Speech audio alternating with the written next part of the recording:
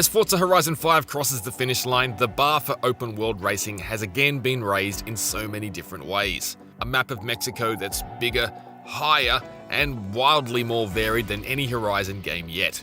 A fresh change to the way the Horizon Festival itself is gradually constructed, which results in more one-off events deliberately designed to showcase Horizon 5 at its very best. Improved tools that allow us to build completely custom events that can be more or less indistinguishable from those crafted by the developers themselves. An enormous visual upgrade, especially to lighting, tire smoke, and dust effects. Hundreds and hundreds of new custom parts, rims, and performance mods, and cars with more character than ever. Drastic sound improvements, better handling, more granular preferences and options, more online activities. It really is incredible across the board. You just have to let go and enjoy the ride.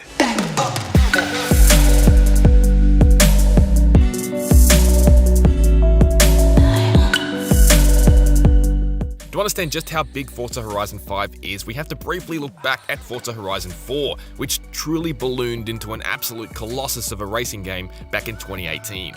Playground Games had taken the impeccable open-world racing of all the Horizon games to date, then stuffed in simulated seasons, a shared world multiplayer overhaul, and a shift in how the team told their mini automotive stories. But that was day one. Playground then spent another 3 years cramming in even more things to do. The festival playlist, where new activities were available every week. The Eliminator, Horizon's very clever and effective take on bringing the Battle Royale format to a racing game. The Super 7, where we could participate in custom-built racing, driving, and stunt-based challenges made by others, plus create and share our own.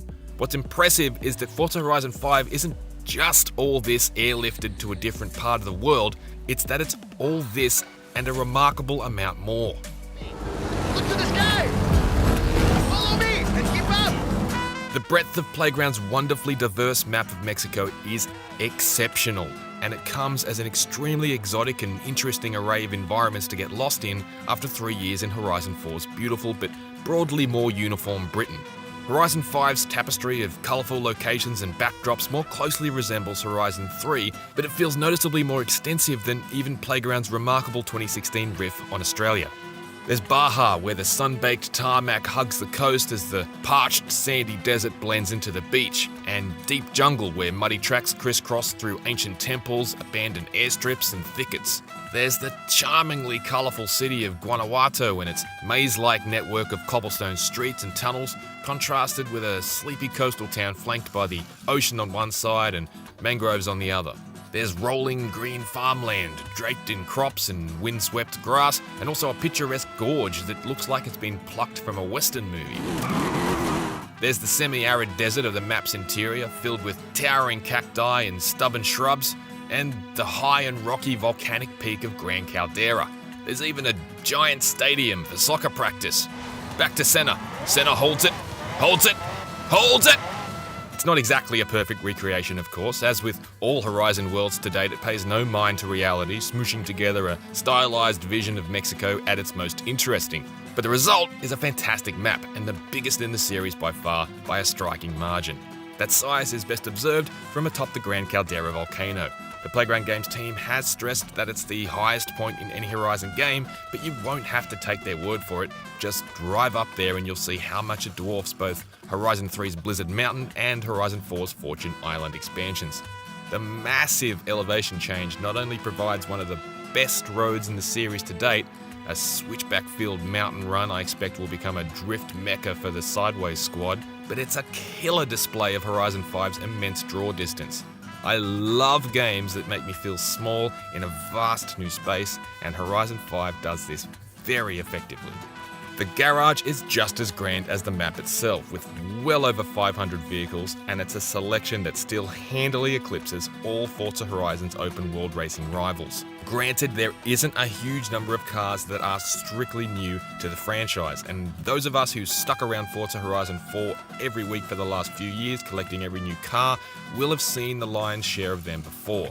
But Playground has assuaged that slightly with the addition of a lot of new rim options and visual upgrades that may help breathe new life into cars you've seen a lot of previously. Changes to the livery editor also see it support higher resolution designs and graphics, but you still can't place decals on glass, which remains a shame. Between the cars and the map, however, Forza Horizon 5 is barnstormingly gorgeous on both fronts. On the Xbox Series X, that's true of both the 4K 30 frames per second quality mode and the 4K 60 frames per second performance mode. I've been playing mostly on the quality mode since the frame rate never ever wavers in either mode, remaining buttery smooth at all times and in all conditions, but know that the visual concessions in performance mode are generally so small you'd need to study freeze frames to spot the difference anyhow. It's tough to pick my favourite visual element of Horizon 5, but I think it might just be the drastically better smoke and dust effects, and especially how light interacts with the particles in the air. It looks brilliant. Of course, while Forza Horizon 5's show-stopping graphics are sucking most of the oxygen out of the room, there have been so many other improvements to the Horizon formula here, it's hard to know where to begin. The handling tweaks are deceptively extensive, with more authentic ABS braking, a snappier steering sensation, and suspension improvements that have resulted in a more convincing feel off-road. The radically revamped audio is superb, and the amount of cars that now sound blatantly different to each other has exploded. I especially love hearing the changes my performance parts are making to my car's sound in real time, nerdy behaviour which is encouraged by the ability to rev the engine during upgrade work. Even before launch, the new event-building tools are already resulting in some outstanding and creative courses, races, and activities being shared between early players. With considerably more props and far more granular options than Horizon 4's building tools, I'm expecting some of the user-generated content for Horizon 5 is going to be mind-bendingly good. A rethink in how the career mode unfolds has seen Playground add a new point system that allows you to take charge of what event hubs and special races you want to prioritise unlocking. These points, or accolades, are awarded for achieving major and minor feats, and essentially function as a dramatically expanded version of the brick challenges in Forza Horizon 4's LEGO expansion. What this has allowed Playground to do is add a handful of additional curated drives to Horizon 5, which it's dubbed Expeditions. Hey Luke, that's it. It's time for an adventure. These expeditions inject a little bit of the flavour of the Horizon series' fabulous but fleeting opening drive montages back into the main career, where Playground stage manages vehicles, the time of day lighting, and the weather for memorable journeys that showcase Horizon 5 at its very best. Okay, that one was very close. There's been some significant multiplayer massaging too. This time, Playground has ditched ranked play for something less pressurised that won't penalise you for other people's bad racing etiquette. Horizon 5's PvP modes have been grouped under a single umbrella and are now designed to embrace new players as championships progress, meaning that unlike Horizon 4, it seems like we should no longer be locked in dwindling groups of sore losers that hemorrhage players as races don't go their way. The hourly Forzathon Live events from Horizon 4 have also been brushed aside in favour of the newly christened Horizon Arcade. It functions similarly to Forzathon Live. They're still co-op events where everyone contributes to a common goal, but there's a greater variety of activities. They can be fun spectacle, particularly when dozens of piñatas are raining from the sky, but I do find they can descend into a bit of a slog when they go the full 10 minutes. Then there's the tiny stuff, which still all adds up. A more intuitive car collection display which lets you quickly buy multiple new cars for your garage and skip the menu shuffling in the dealership screens. A cute activity where you hide cars from your own garage for other players to find inside barns you've discovered around the map. Shall we send a thank you? Hell, there's finally even the ability to toggle between opting for metric measurements but retaining horsepower for power measurements, because kilowatts are for vacuum cleaners.